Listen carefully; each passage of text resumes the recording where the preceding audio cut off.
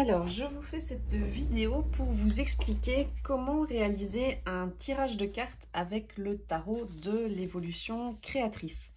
Alors, comme vous le savez, ce jeu de cartes est composé de plusieurs choses distinctes. Alors, tout d'abord, vous avez les arcanes majeures dont on va se servir dans un premier temps. Ensuite, vous avez les 4 cartes qui représentent les ateliers. L'atelier des observateurs, des coloristes, des rêveurs et des maestros. Ensuite, vous avez les cartes alchimistes. Donc, ce sont les cartes qui reprennent les sujets, les outils, les couleurs et les gestes. Voilà. Et enfin, vous avez les 4 cartes bonus qui vous indiquent des prises de conscience sur votre niveau dans votre niveau, on va dire, de compétence ou en tout cas de partage dans la question, le sujet qui vous questionne. Comment utiliser ce jeu? Eh bien, moi je vais vous montrer comment je l'utilise. Après, ce n'est pas une règle fixe. Vous avez plusieurs pistes d'utilisation et de tirage dans le carnet que vous avez avec le jeu. Donc là, je vous invite vraiment à le lire, mais vous l'approprier. Ça, c'est la chose la plus importante. Moi, comment je vais l'utiliser? Je vais séparer les arcanes majeures des cartes alchimistes. Alors, ce que je fais, c'est que je prends les cartes bonus, donc les ateliers et les cartes d'évolution, les 4 cartes bonus, je les ajoute dans le tas des arcanes majeures. Donc, me voilà avec 2 tas, arcanes majeures et bonus d'un côté, cartes dites alchimistes de l'autre. Quand vous avez le besoin ou l'envie d'utiliser votre jeu de tarot, c'est parce que vous avez besoin d'un éclairage particulier sur une question. La question, elle peut être d'ordre professionnel, personnel, relationnel, peu importe. Vous avez cette question et vous allez vous poser la question en vous concentrant, en dépliant les jambes, les bras, en prenant un moment dans un endroit calme pour essayer de vraiment vous centrer sur la question. La question, il est toujours préférable qu'elle soit ouverte. On va rarement demander, en tout cas moi c'est pas ma philosophie, on va rarement demander à un jeu de tarot, est-ce que je vais gagner au loto la semaine prochaine, oui ou non? Ça c'est une question fermée, ça nous laisserait très peu de place à l'interprétation. Donc la question, ça pourrait être qu'est-ce qui pourrait faire en sorte que je puisse amener de la prospérité dans ma vie, par exemple. C'est beaucoup plus large, loto ou pas. Donc, dans un premier temps, j'ai ma question et je vais battre les cartes en pensant très fort à cette question. Je peux dire ma question à voix haute ou y penser très fort à voix basse. Je vais mélanger les cartes. Alors ici, cette partie-là, je la fais toujours hors vidéo parce qu'il faut vraiment que je me concentre. Et là, pour moi, c'est impossible de me concentrer en parlant, en tournant, en pensant que je dois bien mettre mes mains dans le champ de la caméra, etc. Donc ça, c'est quelque chose que je fais hors caméra. En règle générale, quand on carte, à un moment donné, ça ne le fera certainement pas parce que c'est comme ça que ça n'arrive pas, il y a toujours bien une carte qui saute du paquet. Ici, ça ne peut pas fonctionner, je ne suis pas du tout à ce que je fais. Je ne la fais pas sauter du paquet exprès, c'est elle qui va se manifester. Si c'est le cas, vous la gardez. Si éventuellement ce n'est pas le cas et que vous vous sentez stressé, ce qui peut vraiment arriver au début de la pratique, alors à ce moment-là, vous pouvez étaler votre jeu de cartes, voilà, et essayer par juste l'envie de piocher. Moi, dans mes tirages, jusqu'à présent, j'aime beaucoup faire un tirage en 3 cartes. Alors, imaginons que ce soit celle-ci, hop, et celle-là, qui sortent. Je prends mon jeu et je regarde, j'aime toujours bien regarder le dos de deck pour voir un petit peu quelle carte nous invite aussi à la réflexion en dos de deck. Avec ces 3 cartes-là, je vais donner une information, une lecture intuitive sur la compréhension par rapport à la question choisie. Ici, ben voilà, il y a des choses qui me semblent très lisibles au départ. Je n'ai pas posé de questions, je vous laisserai le soin de le faire. Et si vous voulez une question précise et que vous voulez mon interprétation, ben, vous pouvez évidemment bien me contacter. Je serai ravie de vous faire un tirage de cartes. Mais c'est clair que ici, même sans avoir une question précise, je vois des choses qui m'invitent à avoir une interprétation. On est sur l'atelier des rêveurs, donc ça nous parle plutôt du mental. Mais ça nous invite, pardon, à penser à ce qui est proche des émotions. L'enfant intérieur va nous parler aussi de l'émotion et de ce qu'on a au fond de nous, tandis que l'enseignant va nous parler de partager ce qu'on a au fond de nous. Donc déjà là, dans ces trois cartes, il y a une évolution. Je note aussi que dans ces trois cartes-là, on n'a pas d'arcane majeur, donc on n'a pas de cartes fortes qui vont nous donner vraiment beaucoup de choses à travailler au niveau de la symbolique des arcanes. On a un atelier, donc l'atelier, il va nous parler du domaine dans lequel on devrait être attentif. L'enfant intérieur et les enseignants, sont deux cartes bonus, vont nous demander de nous situer par rapport à une sorte d'évolution. Après, je note que tout va vers la droite, donc tout va vers le futur. Pour vous donner une idée, si je prends l'atelier ici des rêveurs, dans le petit livret qui vous est donné, vous avez des explications, évidemment, vous ne devriez pas tout connaître avant de pouvoir utiliser le jeu. C'est bien pour ça que le livret existe et il est assez complet. L'atelier des rêveurs ici nous dit que l'atelier des rêveurs est lié à, vous voyez, la famille des épées dans le tarot traditionnel. Donc, ce qui veut dire que votre truc, c'est le concept. On est dans quelque chose de pensée. Doué pour les mots, le sens de la symbolique, vous aimez aller droit au but, mais vous savez aussi jouer avec les formes des couleurs pour créer des messages subtils aux sous-entendus évocateurs. Vous avez l'intelligence de vous adapter aux vibrations, aux gens, à l'air du temps. Mais attention, parfois le concept peut vous freiner. À vouloir jouer avec le complexe, on récolte les complications, ce qui vous empêche parfois de concrétiser vos réalisations. Ici, on nous parle quand même d'une évocation du mental. Là, on nous parle au contraire, il faudrait que j'aille vous lire l'enfant intérieur, je ne vais pas le faire pour que la vidéo soit pas trop longue.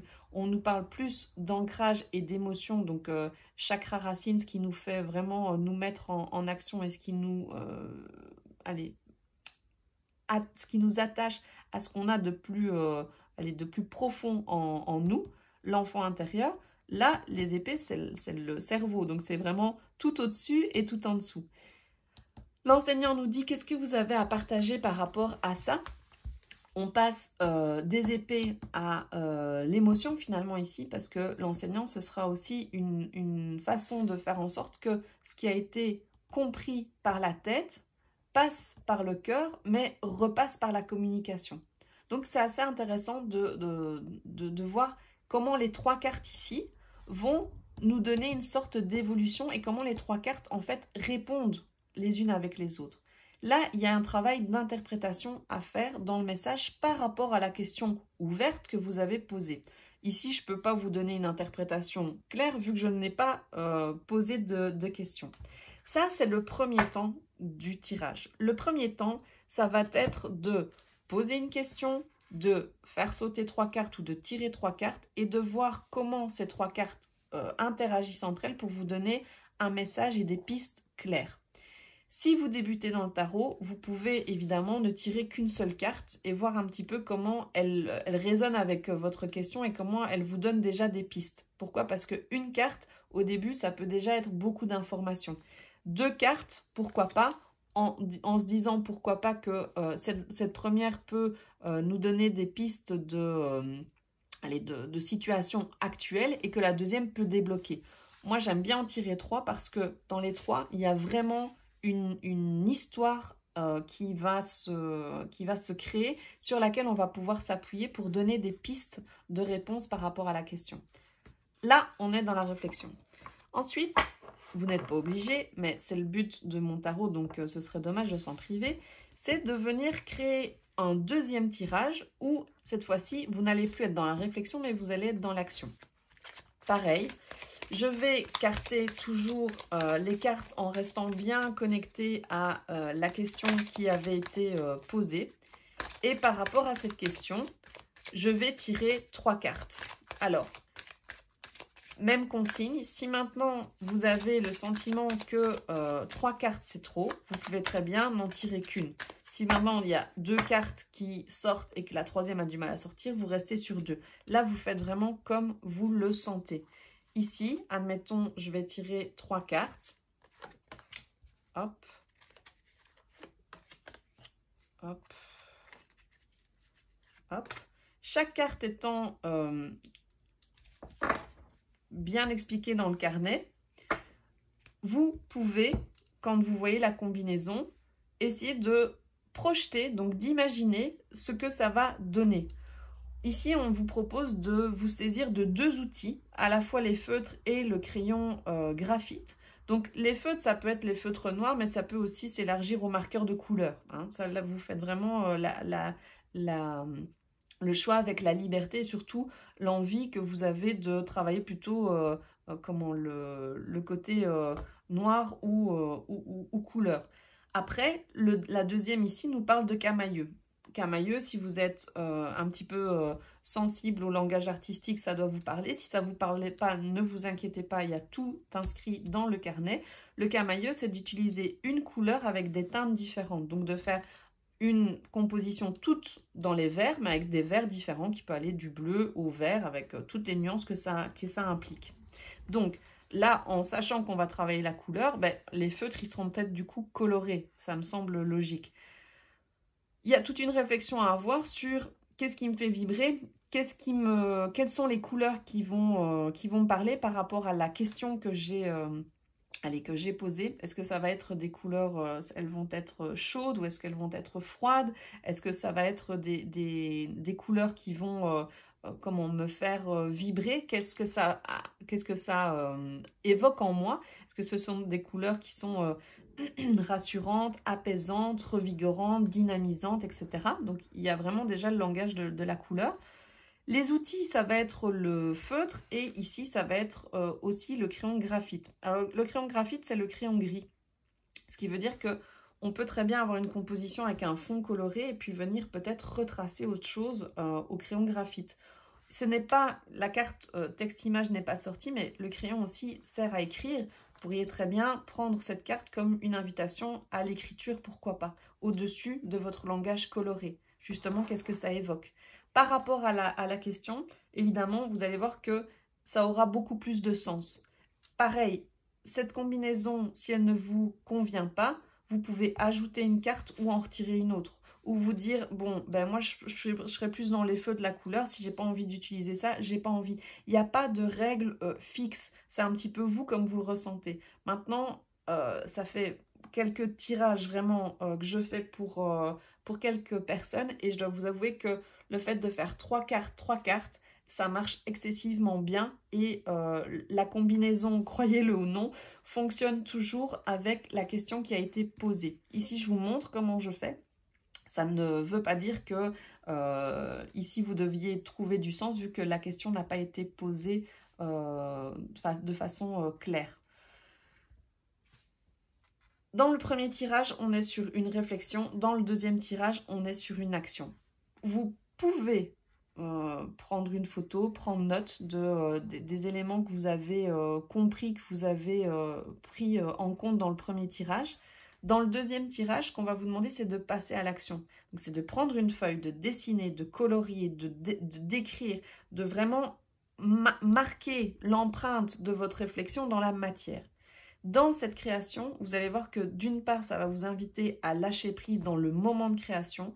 N'hésitez pas à vous mettre dans un endroit serein où vous ne serez pas dérangé avec de la bonne musique, avec une petite bougie, un trait d'encens, la porte ouverte, la fenêtre avec les oiseaux. Là où vous vous sentez bien, où vous vous sentez pleinement en sécurité et l'envie de faire quelque chose, de prendre ce temps pour créer. Tout ce que vous risquez, c'est de prendre un temps de création où vous allez débrancher votre cerveau gauche, arriver sur une méditation active et juste prendre un super moment dans la création. Ça, ce serait le mieux que vous puissiez atteindre dans la première étape. Et dans la deuxième étape, surtout, ne revenez pas trop vite à votre cerveau gauche en étant jugeant avec la production que vous avez faite. La production que vous avez faite, croyez-le ou non, vous allez voir que soit sur le moment, soit un peu après, soit longtemps après, cette image que vous avez faite a quelque chose à vous dire.